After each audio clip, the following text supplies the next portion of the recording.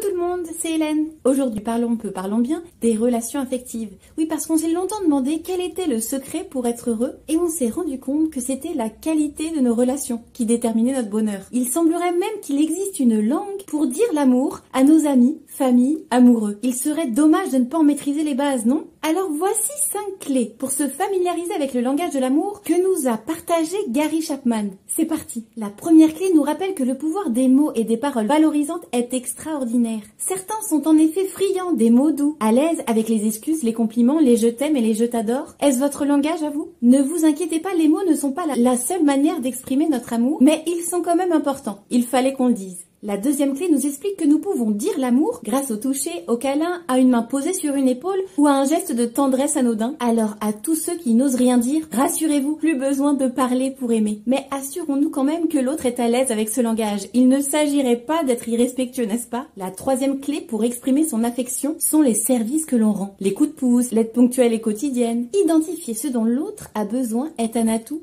précieux. Parfois, ne l'oublions pas, les actes comptent plus que les mots. Alors, observez bien qui vous aide dans votre quotidien. Les moments de qualité sont une quatrième clé pour dire son amour ou son amitié. Prendre le temps de passer des moments ensemble et de partager des activités qui nous plaisent permettent de dire je t'aime rien qu'en allant à la pêche. Alors n'hésitez plus. Invitez vos amis à passer des moments hors du temps.